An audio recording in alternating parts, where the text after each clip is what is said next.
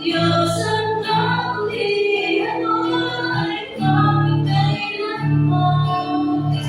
Ikaw ang simula at nag-umpisa. Hindi ka na tumalim, katapat alu'y wala hanggan. Ang kabutihan mo'y magpakailanman. Ang kabutihan mo'y magpakailanman. Ang kabutihan mo'y magpakailanman.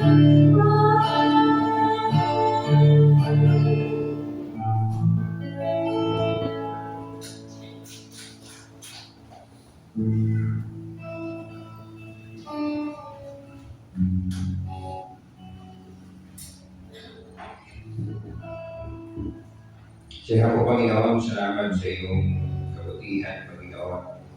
Salamat po, Diyos, na kayo ay Diyos na mabuti. At po, dahil sa iyong kabutihan, Panginoon, kami ay kakalapit, Panginoon, sa iyong kapanagbanan at tulong, Panginoon. At muli, Lord, as we draw to your presence, Panginoon, glory to us, Lord.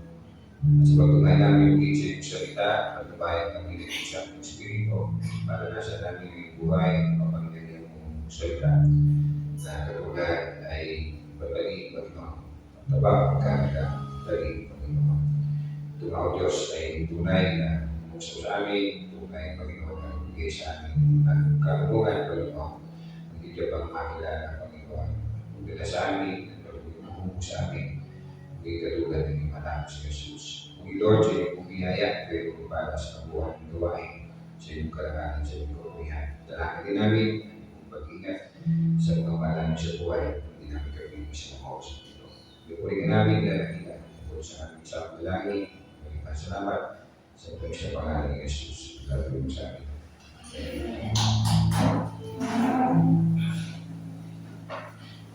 Praise the Lord. Ito po ang ating kaunawaan ng midweek para sa taon 2026. Sabi, meron pong 52 weeks sa taon ito. So, nakaisa na po tayo. So, kumayan po natin ang salita ng Panginoon sa ang pinakamahabang chapter sa Matagal na Kasulatan. Mayroong 176 verses. Isang chapter lang siya, pero halos parang isang aklat. Kasi haba, isa sa mga minor prophet books o isa sa mga sulat ni Apostle Paul. Eh, pero ang awit, 119. Awit 119, ang ating pag-ugay-uglayan ay verses 1 to 8. Yan, ibigay ko ng pamagat na sin no more, how? Sin no more, how? At habang hinahanap ko ninyo, ito po pinakamahabang chapter sa buong Biblia. If you will observe, kung as you open your Bible, ito ay mayroong 22 stanza. Sapagkat acronym ito ng Hebrew alphabet. So sa Hebrew alphabet po ay mayroong pong 22 letters. Every alphabet ay mayroong 8 talata, 8 verses. So first 8 verses po ng 119, ang Psalm. Mapalad ang mga taong malinis ang pamumuhay, kautusan ni Yahweh ang sinusunod araw-araw. Mapalad ang sumusunod sa kanyang patakaran o puso naghahanap sa kanyang kalooban. Ang gawain ay matuwid, namumuhay silang galak, sa kanyang kalooban ay tuhon sila lumalakad. Ibinigay mo nga sa amin ang iyong mga utos upang buong pagsisikap ay ito'y amin na masunod. Gayon ako umaasa magiging tapat, susundin ang iyong utos, susundin ang buong ingat. Kaya ay hindi ko matitikman kailanman kung ako ay susunod ng tapat sa iyong kautusan. Ang matuwid mong tuntunin habang aking tinatarok, buong pusong pupuri kita ng lubos.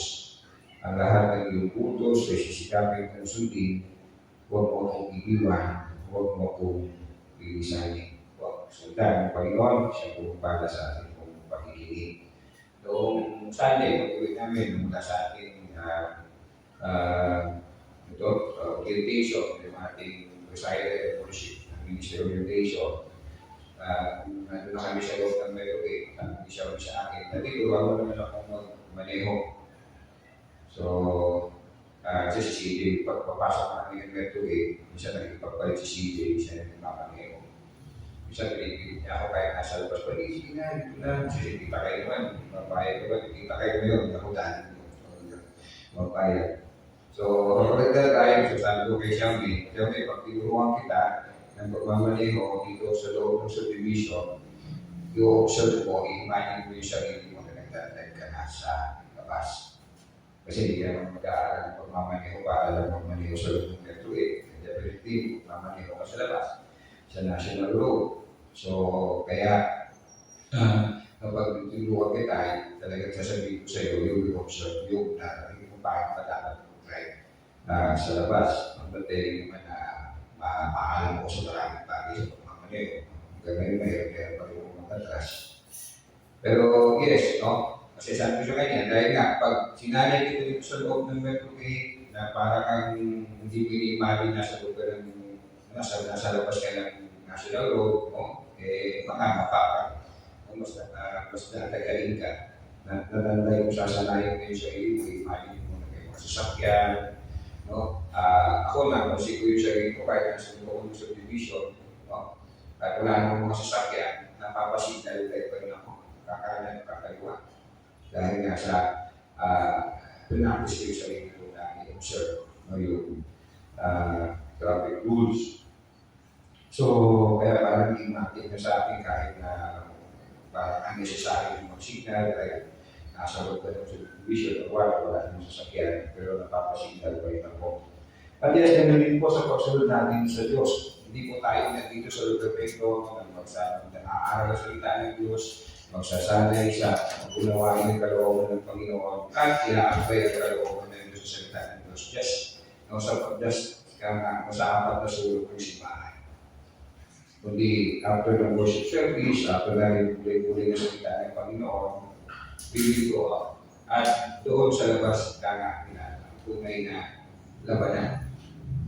Doon sa labas ang tunay na labanan. Hindi siya to say, no, wala si Lord, yung mahina ang power ni Lord kapag sa labas, may sa labas ng church, mas labas ng church building.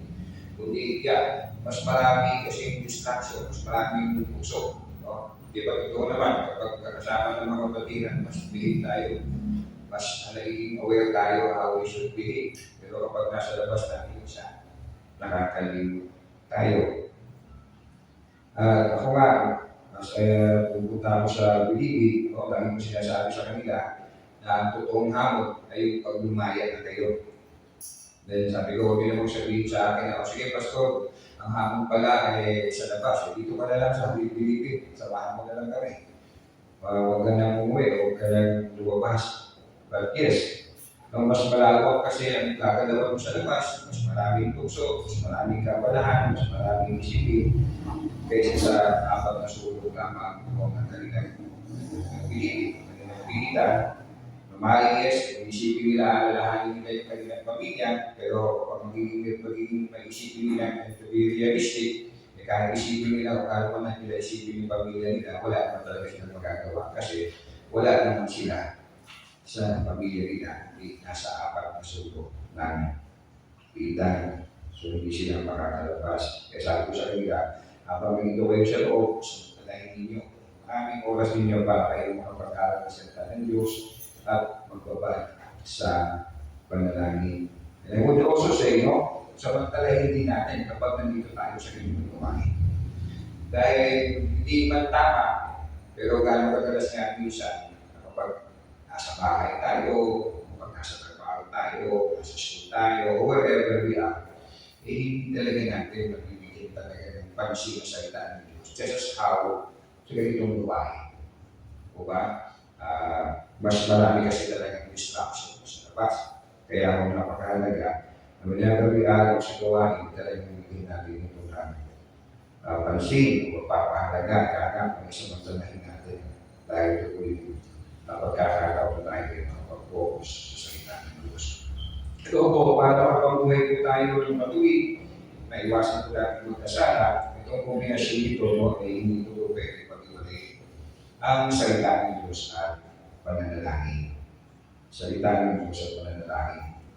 O sa salita at panalangin. Now, looking at our text, verse 8, verses 4, from Psalm 119, mapapansin po ninyo, from verse 1, mabawat talata, ay nabanggit po ang salita ng kautusan ni Yahweh. Kautusan ni Yahweh. Yes, isang beses sa verse 1, pero the rest na binanggit, hindi pa man ang pagkasabi, ay yun din ang tinutukoy. Salita ni Yahweh, kautusan ni Yahweh. Verse 1, mapalad ang mga taong malinis ang pamumuhay, kautusan ni Yahweh. So verse 2, sa kanyang patakaran, isang kautusan ni Yahweh. So verse 3, ang gawain matuwid na bumuhay sinanganap sa kanyang kalooban, sa kanyang kautusan. Verse 4, ibinigay mo nga sa amin ang iyong mga utos. Verse 5, ang iyong utos. Verse 6, sa iyong kautusan. Bahagi ko ng verse 6. So verse 7, matuwid mong tuntunin. So isang kautusan ni Yahweh. So verse 8, ang lahat ng iyong utos. So, kita natin ang binibigyan din. In fact, pag binasa natin hanggang 176, ang binibigyan din talaga dito ay ang pagpapahalaga sa salita ng Panginoon. Ano kung dapat ginagawa sa kautusan ni Yahweh, sabi ko ng salmista, binanggit din in all verses, from verse 1 to verse 8. Sinusunod, verse 1, kautusan ni Yahweh ang sinusunod. Verse 2, mapalad ang sumusunod. Verse 3, ang gawain ay matuwid na bumuhay silang ganap. Lumalakad, sumusunod. Verse 4, ang upang buong pagsisikap na ito'y aming masunod. Verse 5, gayon na umaasa magiging tapat, susundin ang iyong utos. Susundin ang buong ingat. Verse 6, kung ako ay susunod tapat sa iyong kautusan. Verse 7, tutunin habang aking tinatao, tinaaral, learning. Now, of course, no, ang implication nito is to apply. Verse 8, ang lahat ng iyong utos ay sisikapin kong sundin. So yes, kung kautusan ni Yahweh, mga utos ni Yahweh, tutunin ni Yahweh, aral ni Yahweh, ay dapat sundin. Sundin, kailan araw-araw, nakaran, pagsikap ang sundin, buong ingat na sundin, sundin ng tapat, tarukin o unawain, sikapin, sundin. So, you ask yourself, gaano ito katotoo sa aking buhay? Na ang salita ng Diyos ay aking pinagsisikapan sundin. Na ang salita ng Diyos ay buong ingat kong sinusunod. Ang salita ng Diyos ay aking pinapalo, inaaral, sinisikap, na sundin. Gano'n maraming taong that they claim that they believe the Bible is the Word of God, pero gaano nila ito pinapakinggan, pinapahalagaan, sinasabuhay. Di ba, mayroong mga pangulo natin, no? Palagay ko sa ibang pagkapansan, nag-inaaguri, nagtetemo ito yung Pangulo, ang isang kamay niya nakapagod sa Biblia, at nangangako ng maglilingkod ng buong tapat. Pero gaano karami sa government, gaano karami mga naging Pangulo na-involved sa korupsyon. Sa mga trial court, hindi po ginagawa yan, makapag-testify, yung witness, napapagod din ang kanyang kamay sa Biblia, nangangako, pero gano'n karami po ang testify falsely, hindi nagsasabi ng katotohanan. Again, gano'n karaming professing believer, sinasabi, salita ng Biblia ay salita ng Diyos, pero gaano natin ito tunay na pinapahalagaan. Gaano natin ito sa araw-araw ng buhay natin, meron tayong pamalayan na I am living under the law, under the kautusan ng Diyos. At hindi nga ba minsan may mga taking ng mga mananampalataya, hindi na baga parang salita ng Diyos ay limited sa apat na sulok ng simbahan. Kapag mababas na, iba ng prinsipyo, iba ng doktrine, iba na ino-observe. Sa Efeso chapter 5, Efeso kabanatang 5, simula verse 15 to 17, Efeso 5, 15 to 17. Kaya mag-ingat kayo kung paano kayo namumuhay. Mamuhay kayo tulad ng matatalino at di tulad ng mga mamani. Gamitin ninyo ng lubusan para sa mabuti ang bawat pagkakataon sapagkat puno ng kasamaan ang kasalukuyan panahon. Huwag kayong maging hangal sa halip unawain ninyo kung ano ang kalooban ng Panginoon. So, maging mangmang, maging hangal, ay walang pag-aalam sa salita ng Panginoon. Colossus chapter 4, verse 5 to 6, Colossus 4, 5 to 6, maging matalino kayo sa pakikitungo sa mga hindi nananampalataya at samantalahin ninyo ang bawat pagkakataon. Sikapin ninyo laging maging kaaya-aya at kapakipakinabang ang inyong pananalita sa kanila at matuto kayong sumagot ng tama sa lahat ng tao. Bisita kami sa isa sa PBL, nagpunta ako sa Bilibid at Maya. Kwento yung nanay niya, yung sa misis ko, ang sabi, ay wala nang dumating dito yun sa bahay, wala nang buhang bibig, kundi salita ng Diyos. Naririnig na ako. Hindi niya alam na dumating ako doon para mag-share ng salita ng Diyos. Pero palagay ko, yung umaga, kumbaga parang very unusual dahil yung kanyang anak ay pasaway. Pero salita ng Diyos ang buhang bibig. Ano po maraming professing believer, hindi alam o hindi nauunawaan ang kanyang paniniwala. If you will be asked by somebody, paki-explain ng Trinity, paki-explain why Lord Jesus is enough para maligtas ang tao o kawalan sana. Sabi ng 1 Peter chapter 3, unang Pedro, kabanatang 3, verse 15 to 16, unang Pedro, kabanatang 3, 15 to 16, igalang ninyo si Kristo mula sa inyong puso bilang Panginoon. Lagi kayong maging handa sumagot sa sino mang humihingi ng paliwanag sa inyo tungkol sa pag-asa nasa inyo. Ngunit gawin ninyo ito ng mahinahon at may paggalang, hindi presko na naging Bible scholar lang tayo o naging maalam lang tayo sa Bible. Pag sumagot tayo, hindi mo yan dahil paraan. Ngunit gawin ninyo ito ng mahinahon at may paggalang, panatilihin ninyong malinis ang inyong budhi upang mapahiyaan ng nanlalait at humahawak sa inyong magandang pag-ugali bilang mga lingkod ni Kristo. Kaya po, salita ko ng Diyos talaga kapag araw-araw natin may gulay, talagang binabago niya. Dahil ito, araw-araw. Ano siya namin? So, question, what do you do with God's Word? Listening, good. Reading it, good. Understanding it, good. You're memorizing it, good. You're sharing it, good. But yes, do it. Gawin din natin. Dapat natin sundin, lakaran, araw-araw ay sikapin sundin. So again, kapag tinignan natin ang ating sarili, examine natin ang ating sarili, at tanongin natin ang ating sarili, yan ako sinisikap, araw-araw na sundin ang salita ng Panginoon sa aking buhay. Do I just observe it sa apat na sulok ng simbahan? Do I just observe it kapag kasama ko kapwa ko mga mananampalataya?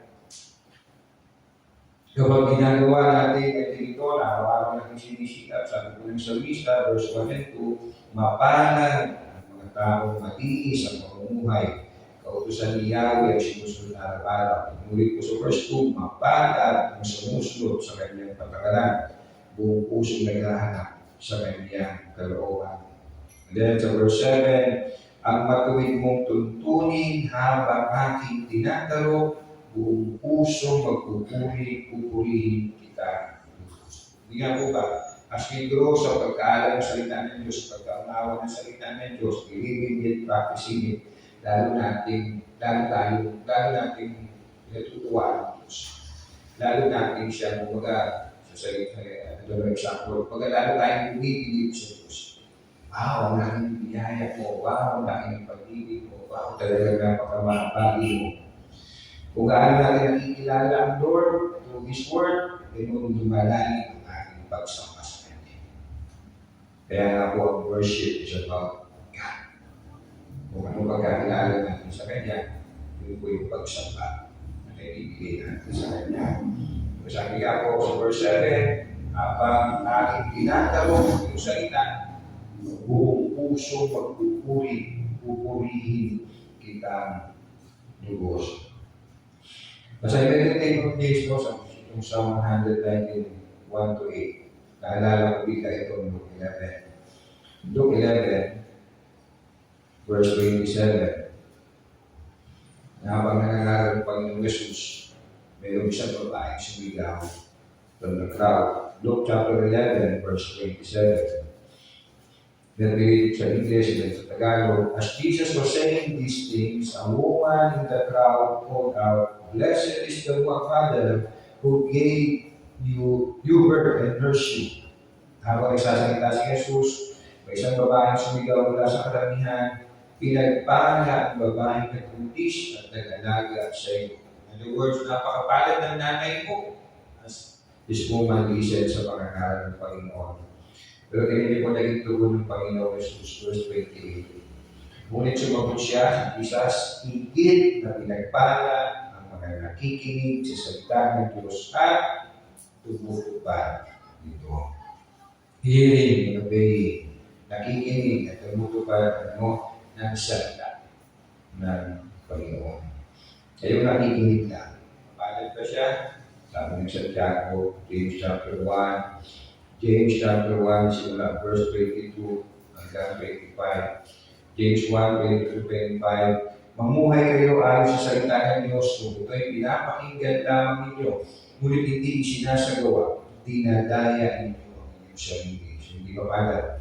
Sapagkat ang nakikinig ng salita, ngunit hindi sumusunod dito, ay katulad ng isang taong tumingin sa salamin. At pagkatapos makita ang sarili ay maalis at pinakalimutan ang kanyang mundo.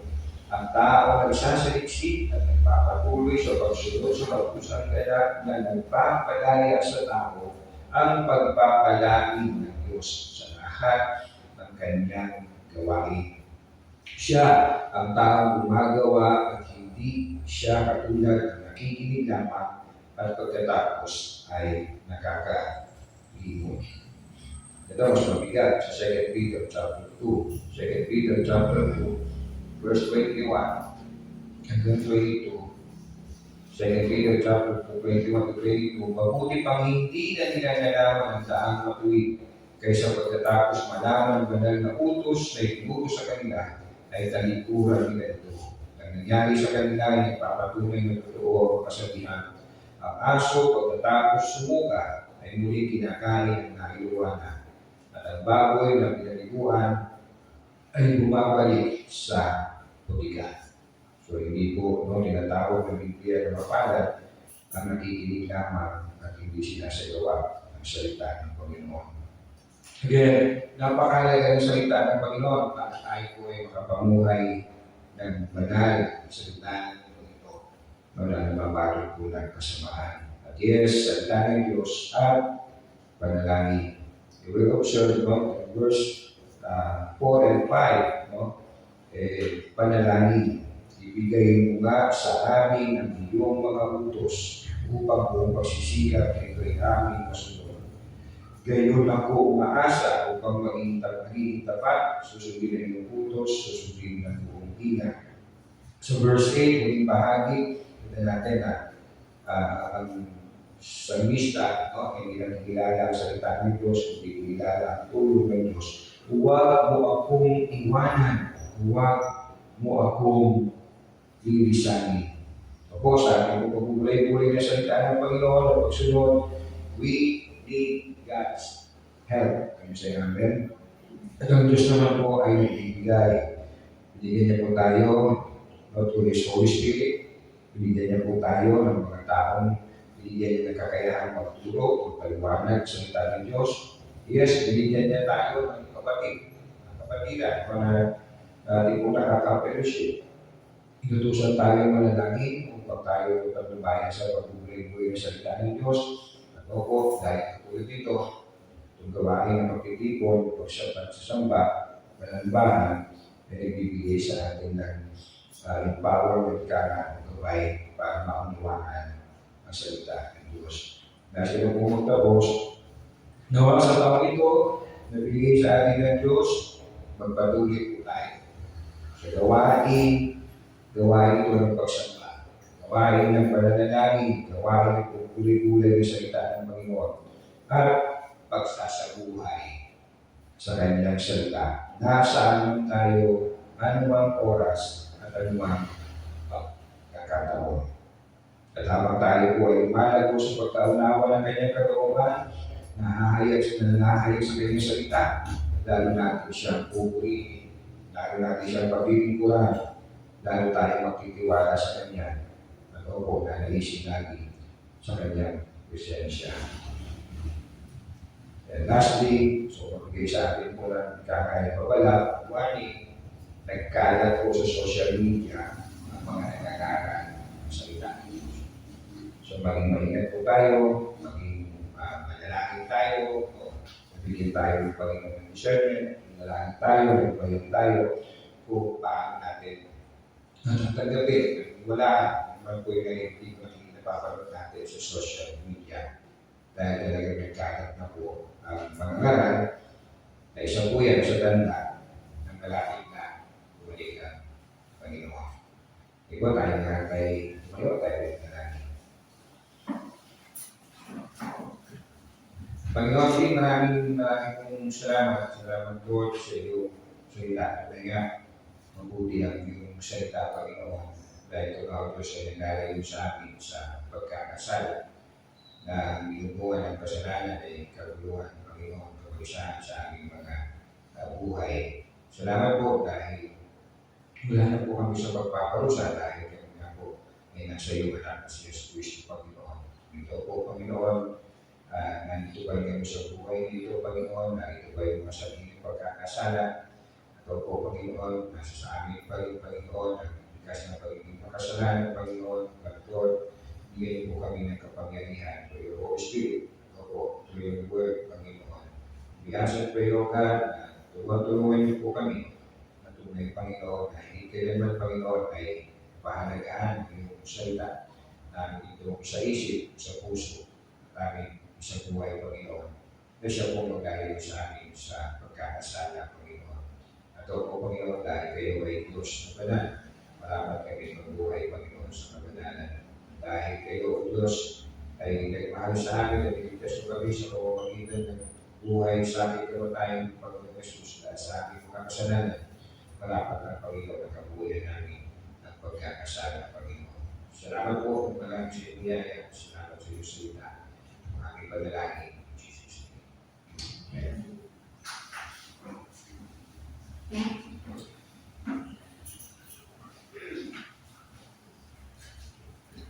Maraming salamat, Pastor, sa mensahe ng ating Panginoon sa gabi nito.